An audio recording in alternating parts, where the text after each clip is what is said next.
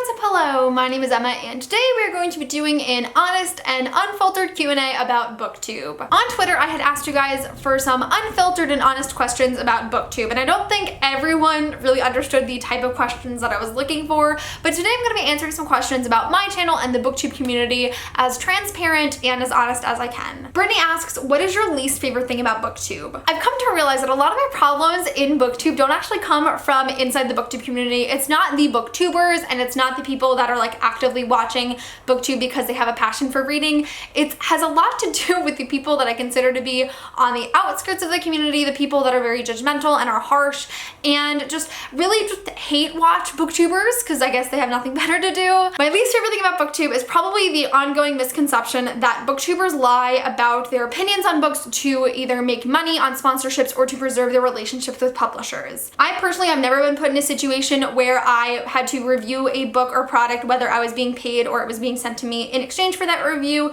that I did not genuinely like. And I have talked to a ton of other booktubers in casual conversation about this stuff because we're friends, we talk about the community.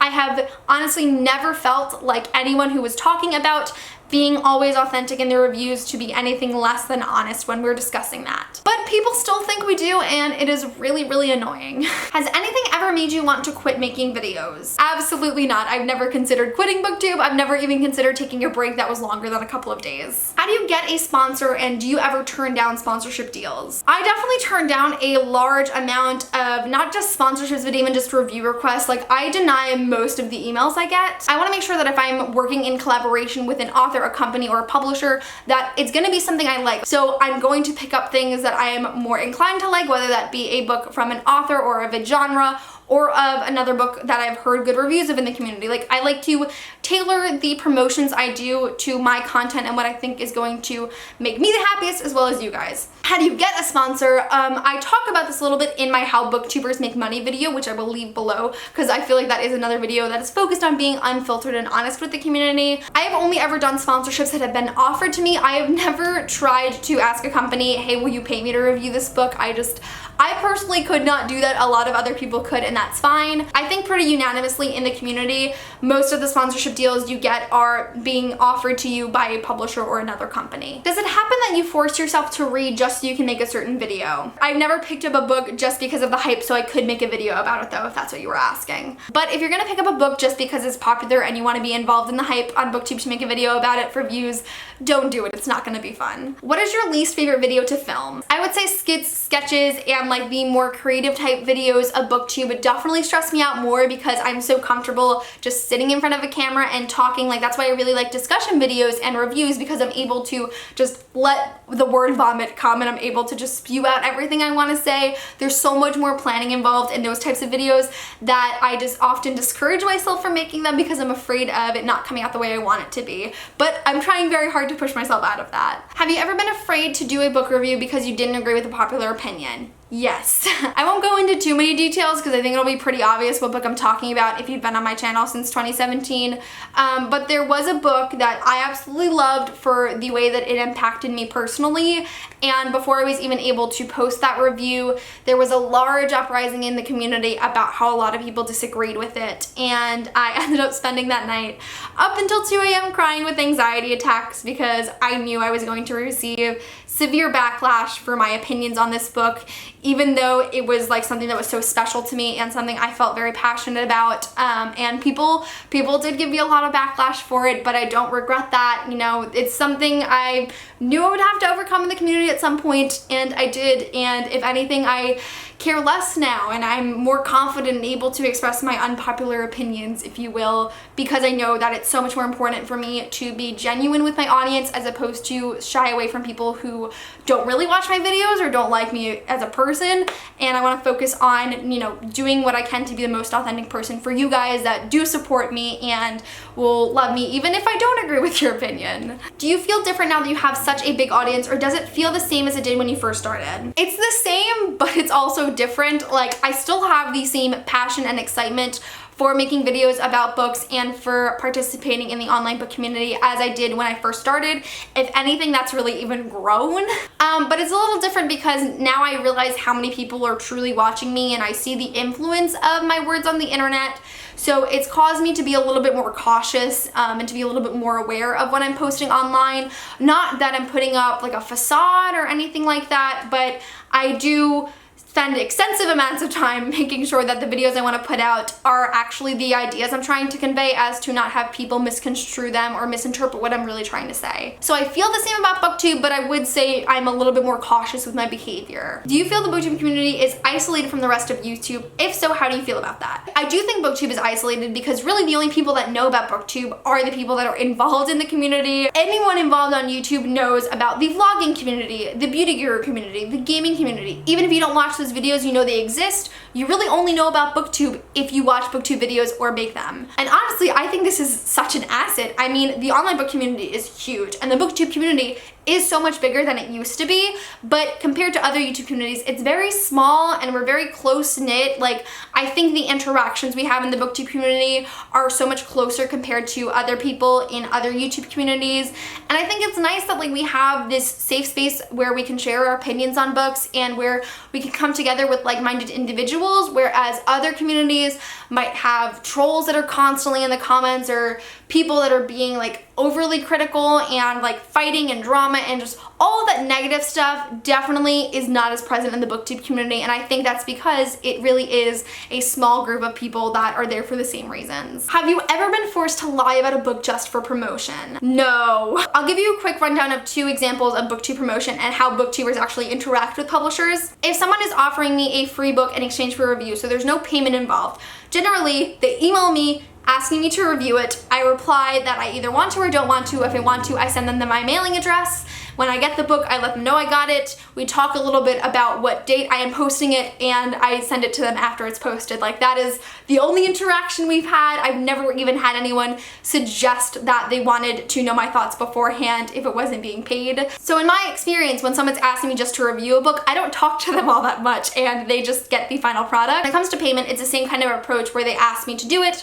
If I'm interested, we'll sign an actual contract, and within that contract, every single contract I've ever signed for a sponsored video, it says we will make reasonable edits to your video in the case of spoilers. So that means if the book isn't coming out and they don't want any spoilers, like I can't say the ending of a book in a paid promotion video.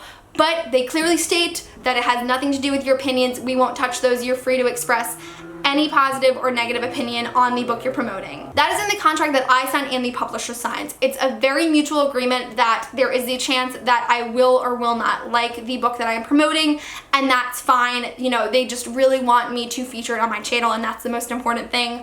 So no, publishers do not ask you to lie to promote a book. If anyone in the community does that, it's of their own free will. But I genuinely don't think anyone in the community does that. Most of you wanted to know, why is Booktube so white and heterosexual? This is definitely going to be the longest response in the entire video, because not only do I have a lot to say about just the community in general and the way it is represented, but as well as somebody did ask me a question specifically about panels at conventions as to why they are so white, if we are aware of it, and are we planning on fixing it. I'm pretty sure that every single convention runs differently. So for example, I think VidCon you have to be like invited as a guest, and I do know that VidCon has had more people of color on their Booktube panels as opposed to something like BookCon, but I'm pretty sure that's in the hands of the VidCon official. So if you would like to see more people of color or people of more diverse sexualities and backgrounds on those panels, email them. They have a response sheet. Fill it out, tell them what you want. I have no idea how Y'all West and Y'all Fest works with the way that they coordinate panels. I know that Booksplosion, for example,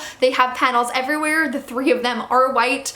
And I think it would be great if we had like an additional Booktube panel, so the people that do want to see Booksplosion, I am one of them, could go to that panel, but we could also see some other faces in the community and hopefully have a more diverse cast there as well. I'll talk a little bit about BookCon because I was on a panel at BookCon this year, and To my understanding, it might have been a little bit different as compared to other panels. For my panel, we weren't originally invited as guests for BookCon. This was something that Natasha and Sasha had planned themselves. They went to BookCon asking for it, and they set it all up, and it was kind of among us to make questions and to put people on the panel. And so when Natasha had originally asked me, I of course said yes, but we had been discussing like who else can we incorporate on this panel. We want it to be more widespread. We don't want it to just be our friends sitting up there. But I will say, it was very difficult finding people who were actually going to BookCon. I personally have no idea who was actually chosen to be on the panel. For all I know, BookCon could have chosen people out of our suggestions. But as I was sitting with Natasha and we were texting back and forth trying to figure out who can we actually ask to be on the panel, we realized we didn't know a ton of people that were actually going to BookCon. So we had to really look into like, can we invite this person? Oh no, they're away. Can we invite this person? No, they're not going. So we had a very limited pool, at least this year, as to who we could invite. And although most of us on that panel were already friends, there really was a small group of booktubers for us to choose from. So I'm very glad that we did get Clau from Clau Reads Books, who is a Mexican booktuber, onto our panel to represent some of the Latin American communities on Booktube. And that's something I was really happy to see. But I just know in at least our certain circumstance, we didn't have a large pool of people to choose from, and with other conventions, I don't know how they work. Maybe something to consider would be to reach out and to say, hey, like these are the people I want to see on your panels. I'm not the most knowledgeable about that, that's just my interpretation of it. So on the scope of Booktube just in general being super white and straight and able-bodied, because when you look at the people in our community who have tens and hundreds of thousands of subscribers, a lot of them fit that description. One thing that is often left out when we talk about the top of Booktube is the Spanish-speaking Booktube community, which is so much bigger than the English-speaking Booktube community. I think the English-speaking booktubers do get more attention on Booktube, but Spanish-speaking Booktube is so freaking huge. There are people with 400,000 subscribers, 1 million subscribers. It is so much bigger than American and Australian and United Kingdom Booktube. I want to mention it because I don't think Latin American booktubers get enough credit for all the work that they do in this community, but I understand this question is geared towards the English-speaking booktubers like myself. And it's difficult to address this because the only thing I can think of is that like we don't choose who is at the top of the community, you guys do. I don't have X amount of subscribers if X amount of you haven't subscribed to me. And I'm not saying this in a way where I'm like, it's on you guys to make the top of Booktube more diverse. But the fact of the matter is like, no matter what we as larger booktubers do, it's really up to you guys to subscribe to those people. For example, I do not make booktuber recommendations videos. It's not something I'm comfortable with. I can't imagine the thought of leaving somebody out of a video that I wanted to put on there or having somebody feel left out when they thought they should have been on that video. Not something I do personally. But when it is relevant to the content I'm talking about, I do try and uplift other creators of the community. For example, in that LGBTQIAP+ recommendations video, I left a huge list of like 30+ own voices reviews. Like, are you following the booktubers and the reviewers that I left in there? Did you even look at the list? So that's why this conversation is so difficult to navigate, because I don't feel like there's just one source of where the lack of diverse creators come from. There's definitely more that booktubers at the top of the community could do to promote diverse creators, but ultimately those creators only rise to the top if you guys subscribe to them. So take a look at your subscription box. Is it diverse enough for you? Does that look like what you want the representation of the community to look like as a whole, or is there more that you guys need to change? I know the moment I really recognized the issue in my subscription box and the lack of diversity thereof was when I watched My Name is Mary Nez's video on Why is Booktube So White, which is a really fabulous video on this topic, so I will link that below. But I did get another question on where can I find booktubers who are people of color, and Mary Nez, being a very important voice in this community that I really admire, she has created a whole playlist of booktubers of color, which is also going to be linked below. So take the first steps into diversifying the community and check out some of those creators, because I personally love a lot of them. What is the worst thing a new booktuber can do? Explicit self-promotion is the worst. Anyone in the community will tell you that it's extremely aggravating to post a long video on a certain topic that you're very passionate about, to have somebody say, hey, can you subscribe to my booktube channel? There are so many ways for you to get your name out there in the community, whether that's interacting on other platforms in the online book community, even just commenting on a video makes someone more likely to discover your channel. But I promise you, every creator really agrees. The second you don't say anything other than, please check out my new channel, I'm a new booktuber, no one wants to click on it. So self-promotion is something I highly advise against, because you can definitely grow in the community without it. Do you think you have to be stylish, good at makeup, etc. to be a successful booktuber? Absolutely not. Linda clarifies that this is especially directed towards the women in the community, and I think the women who have a ton of subscribers in this community, we all just genuinely love makeup and clothes, and that's why that's what's reflected in our videos, but I do not think it's required whatsoever. Like, you know, booktube is not that superficial. We're here to listen to you talk about books. It really doesn't matter what you look like. Have you had problems with any booktuber, and if so, with who? I personally don't consider myself to have ever had like real beef with another booktuber, and if I have, it's resolved now, and that's fine. There have definitely been blowouts that have been like publicized on booktube. I don't consider myself to be one of them. I genuinely like everyone I've interacted with in the community. Another frequent question was, how can you grow your channel, and how many subscribers should you have before trying to arrange author interviews and such? Like I said, there's a million ways to grow your channel by participating in stuff that is popular in the community. For example, if you see a tag going around, do the tag. Someone's gonna search the tag and they're more likely to click on your video. Interacting on other parts of the community, whether it be on Bookstagram, on BookTwitter, on Goodreads, that's a great way for people to find exposure for your content. And commenting on other videos. I think that is the most important thing that I can stress. If you're looking to have people discover you, be interactive in the community.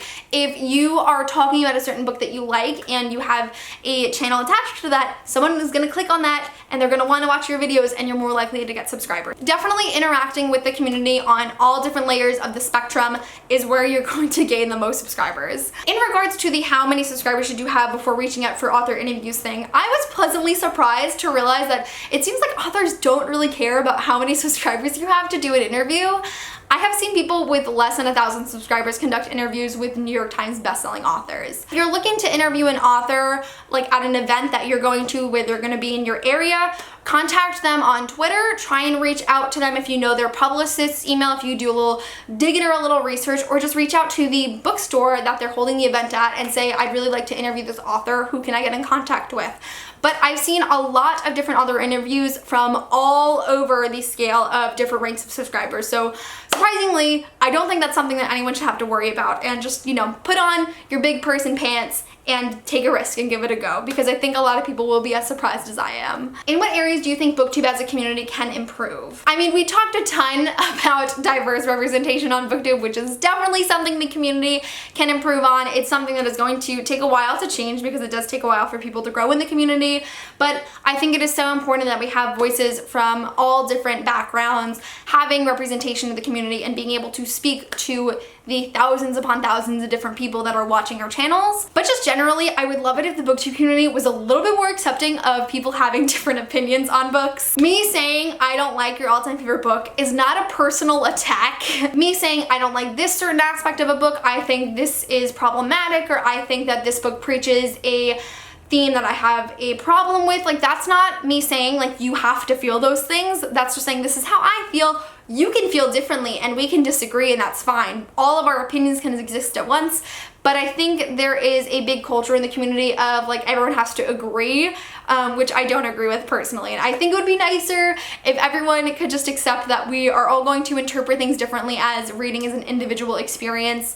So that would be great. Do you think some booktubers feel pressured to rate books higher when they were sent them, or their review is sponsored? I personally have never felt that pressure. I think especially in the beginning when you start to work with different companies, there is a little bit of anxiety that comes with like not giving a glowing review, but especially when doing promotion for different companies, you know, if I don't like a book, I'm gonna tell you why I don't like it. I might tell you what I do like about it to see if this is still something that you could enjoy, which I try and do for all of my books in general, but I never felt that pressure, and I can't speak for other booktubers, but from those conversations I've had about the community with other booktubers, I think all of us are just very honest in our opinions, and when we really like something, we tell you, and if we don't, we tell you that as well. Do you ever feel confined by being a booktuber when it comes to making content that may have no connection to books? Absolutely. I have placed myself in a box of sitting in front of my camera and talking about books. The thought of making other content terrifies me because I am so nervous that it won't have the same reaction, not because people won't be interested in it, because I get requests for a lot of different content, but I am so nervous that it won't level up to the quality I have of my book videos. But I am very comfortable talking about books. I can ramble on for hours about books in the book community and like have no worries. But when it comes to things like hooping or psychology, which people frequently ask me to make videos about, I have never had the experience of talking in front of a camera like that. So it's a transition. It's something I'm trying to really work on, but I have so much anxiety talking about other things other than booktube on my channel just because it's totally out of my comfort zone. Even if it's something I really love, I'm just not used to making videos about those things. Do you feel Booktube has become more of a job than something you do as a hobby or because you enjoy it? I do consider Booktube to be a job. It is a really great source of income for me, especially because I'm able to do what I would be doing anyways, even if I wasn't getting paid. Like, it's a real big asset in that part, and I do like saying it's a job to people like in my community, in my hometown, who aren't booktubers, because just saying YouTube is a job, it's cool, it sounds cool. But primarily, I consider Booktube a hobby. It is something I love doing. I feel so energized after filming and editing and posting videos and interacting with you guys. It is a true passion of mine, and it doesn't feel like a job, even though certain aspects of it might be more related to like job duties. Like, I love everything I do on Booktube, so I definitely consider it more of a hobby. You said you try to read critically, which I do. Do you think our fellow booktubers do it, and do they point out problematic aspects on books? Like I said, I do my very best to read critically. I try and really analyze a book as opposed to just flipping through it for enjoyment. That's just personally how I like to read books now, and it has nothing to really do with YouTube.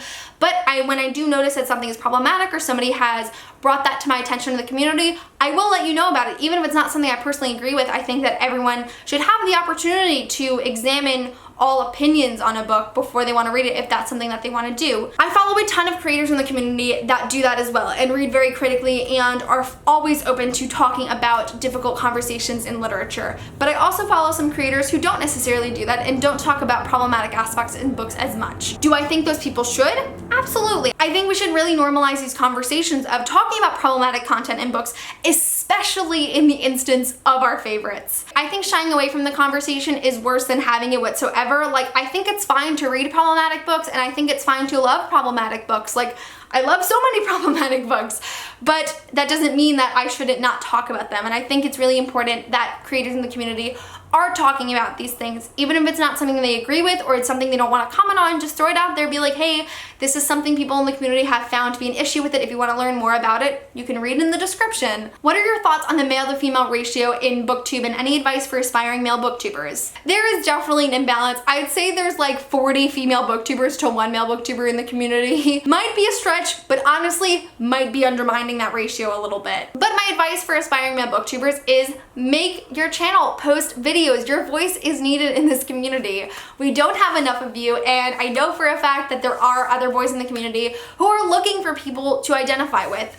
There is also, in addition to the playlist of people of color booktubers, there is a playlist of male booktubers that is constantly being updated as well, and I think it was created by Connor O'Brien, so I will link that below as well if you're looking for some male booktubers in the community. How do you get in contact with authors and publishers to get ARCs? Can you tell us how an email to those people should look like? I literally have a video entirely dedicated to that topic. It's part of my Booktubing 101 series. It's all about how to get ARCs, all the different ways, and how to email someone for ARCs. That's in the description below if you want to learn more about that, because that video I'm very proud of. Are there any differences in between your expectations of Booktube and how it would be to how it is? I think my answer to this question is very similar to that of the question in regards to how do I feel about having such a larger audience now. Like, Booktube is the same for me. It is the same loving, warm, welcoming community of people who gave me a voice and allowed me to talk about books for the first time in my life. But I have realized the size of Booktube, and there are so many more people that are willing to throw out criticisms, no matter how offended they are about booktubers, than I originally anticipated. And that sucks, because it is a damper on the community when people are spewing lies and misconceptions about booktubers, and it's a big letdown.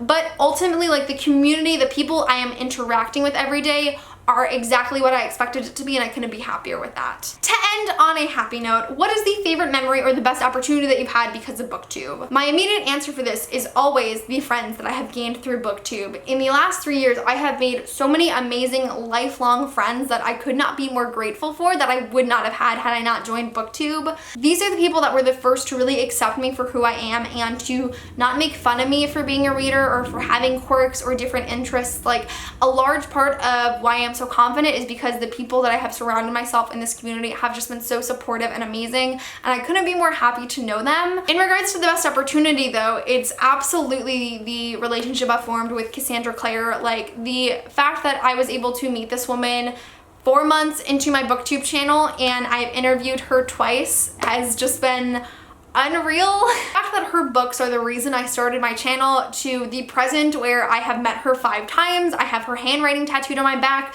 I'm now getting the books of hers that I've loved early and I'm able to review them before release date. And the fact that I've been able to interview her twice and have had some really amazing conversations with her has just been unreal. She's just truly so amazing and kind to me, and they always say don't meet your idols, but I have made the best decisions in getting to know Cassandra Clare through my booktube channel, and I definitely think my booktube channel has been a driving force in that. So I'm very thankful for the friends I've gotten, as well as all of the opportunities I've gotten with publishers and authors and whatnot, but I'm especially grateful for what has come of me starting Cassandra Clare Books to where I am now with her as a person. So that is really it for my honest Q&A about booktube. I really enjoyed being able to sit down and talk about all the positives and some negatives about the community, and it was a lot of fun for me, so I hope you guys enjoyed it. Because we're on the note of booktube, I haven't made a booktubing 101 video in 8 months. Please let me know what is something you would like tips specifically on within the booktube community. I've left my playlist below if you want to check out the types of videos I posted already, but I'm really craving for video ideas in regards to booktubing 101. So if there was a video for me to ask for that, I feel like it's this one. Let me know what you want to know. But that is it for this video. Thank you guys so much for watching. Thank you guys so much for all of your questions because they were so illuminating and fantastic and exactly what I was looking for. But thank you guys for watching, and I will see you soon for a new video. Bye!